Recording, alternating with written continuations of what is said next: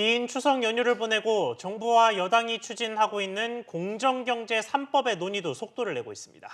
경제계의 반발에 당정이 집단투표제를 빼는 쪽으로 가닥을 잡았는데 어제 국민의힘 김종인 비상대책위원장이 돌연 노동법 개정 카드를 꺼내들어서 또 하나의 변수가 등장했습니다. 관련해서 취재기자와 이야기해보겠습니다. 김동우 기자 나왔습니다. 김 기자, 지금 공정경제 3법 논의가 어느 정도로 진행이 됐나요? 네, 우선 여야가 공감대는 서로 형성돼 있는 상태입니다. 더불어민주당은 내친 김에 이번 정기국회 내에 처리를 목표로 속도를 내겠다는 방침입니다. 다만 당초 법안에 포함시키려던 집중투표제는 이번에 제외하기로 가닥이 잡힌 분위기입니다. 네, 그런데 어제 김종인 비대위원장, 그러니까 국민의힘 비대위원장이 노동개혁 카드를 갑자기 꺼내 들었습니다. 네, 김종인 비상대책위원장은 어제 열린 비대위 회의에서 성역처럼 돼 있는 게 우리나라의 노동법 관계라며 이 문제가 제대로 해결되지 않고는 4차 산업 전환 과정에서 엄청난 마찰이 예상된다고 강조했습니다.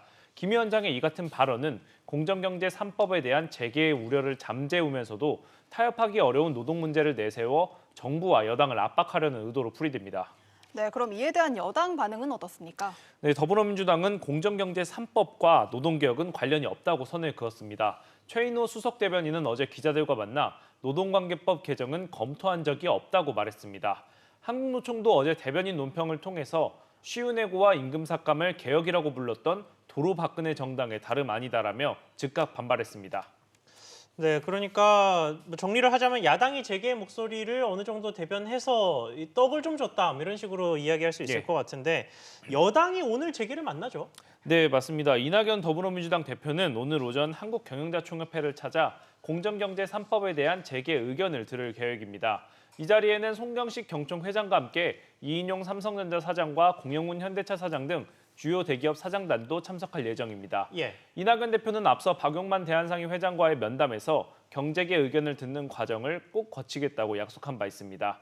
여당은 이번 정기국회 내 공정경제 3법을 통과시킬 계획인데요. 이번 만남을 계기로 민주당이 법안 내용 수정에 재개 입장을 조금이라도 반영할지 주목됩니다. 네, 공정경제 3법 얘기는 여기까지 알아보고 이번에는 한국타이어 경영권 분쟁 소식 알아보겠습니다. 조현식 한국테크놀로지그룹 부회장도 분쟁에 참여한다고요? 네, 장남인 조현식 부회장은 어제 서울가정법원에 아버지 조양래 회장에 대한 참가인 자격으로 성년 후견 신청 의견서를 냈습니다. 참가인은 청구인과 같은 자격을 갖는 것으로 경영권 분쟁에 조 부회장의 참여가 공식화된 셈입니다. 앞서 지난 7월 장녀인 조희경 한국타이어 나눔재단 이사장이 먼저 조 회장에 대한 한정 후견 개시 심판을 청구한 지 2달 만입니다.